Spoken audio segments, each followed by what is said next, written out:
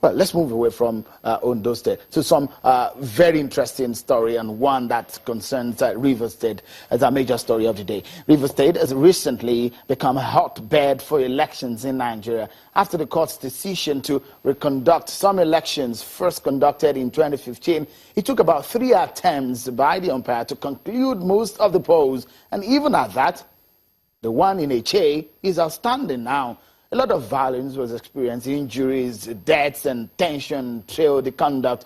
Allegations of malpractices and manipulations of officials and the process were in the news. The police ventured into an investigation into the role of his own staff and some others in the exercise.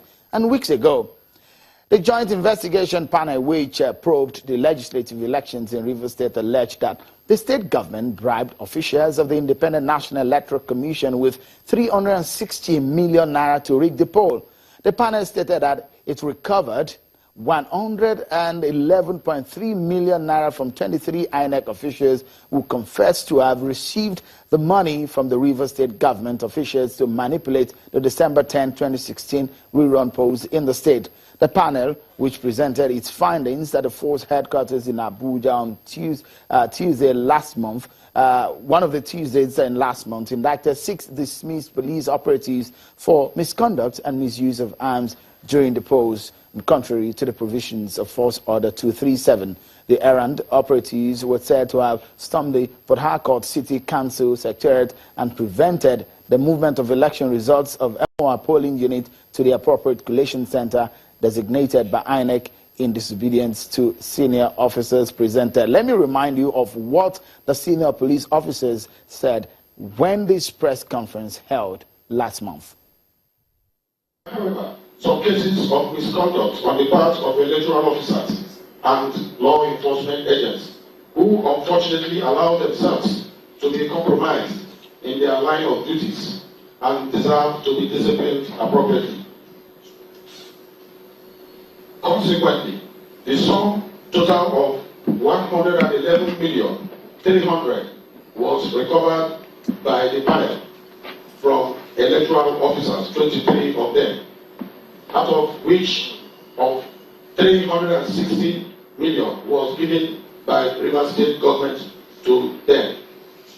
15 million was given to each of the electoral officers and 5 million added to them by the government of Rivers to the EOs who were in charge.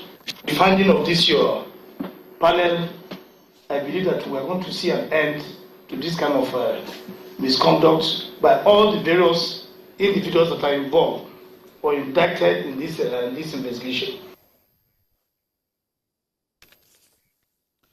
Well, meanwhile, that's the side of the police in this matter. The River State governor, you heard the police talking about the government giving out those monies, huge sums of money. Well, the governor of the River State, Nyesom Wike, has reacted to the allegation, saying his own side of the story has not been heard and no one has come to him to ask what really happened. The governor had condemned the process of investigation by the police and believes it was screwed in favor of the opposition party in the state. So you think all of these are lies against you? These are things that have been concocted to see that I'm being distracted. I can tell you today, the IG knows what he wants. They know what they want. This is the first time in my political career, my experience, where instead of police security aiding you to assist you, they have nobody to assist or to lead, but they're not directly by themselves doing that act. It has never happened. But I mean, with all of the evidence the police brought to the table, the monies and some. Well, why didn't they show the people that they collected the money from? Why wouldn't they tell them to cut immediately? I mean, it's crazy. But Governor Wike, as a lawyer, when evidence are brought forward, isn't that a clear indication of what evidence from where crime is? Evidence from where? I thought what they would have done was to say, this man who took 10 million naira from you. This is where you have it. This man who took 15 million naira, and you bring them, parade them.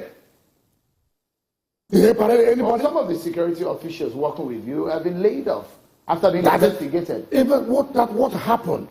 That they followed the governor, you gave them to secure me. And then you want to dismiss me, that they refuse, they did not allow the ones you want to assassinate me.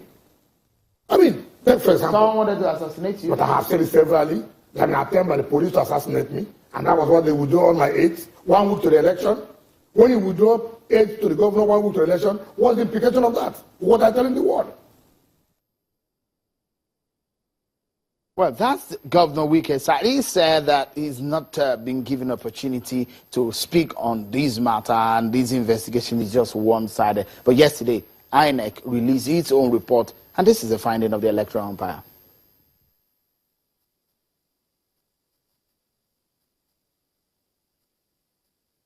Today, the Commission has approved the timetable and schedule of activities for the Anambra State governorship election scheduled for Saturday, 18th November 2017. You can see that if you look at the time frame, we are in February. We are given about 8 months notice for the conduct of this election. We have 8 months. Finally, the police have concluded their investigations, and 25 of the Commission's staff who were indicted will be prosecuted. The Commission resolved to fully cooperate with the police in this process. In addition, and without prejudice to their prosecution, they will also face the Commission's internal disciplinary process.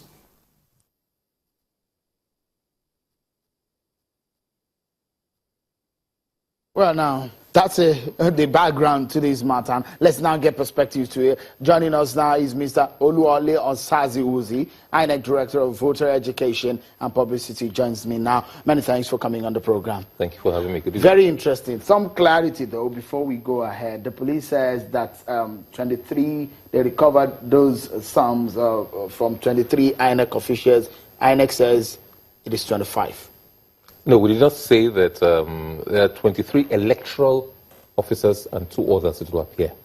So there are 25 The 2 people, others are not INEC staff. As far as we're aware, I think they are INEC staff, but they're not electoral officers. They were not electoral officers. They occupy, I think, administrative secretaries. They're quite different positions. So altogether, there are 25 staff, which I understand is that the police intend to prosecute. Okay, so you've reconciled the names and the details of those INEC staff from what the police investigation has come up with your own details, and you agree with the report of the police?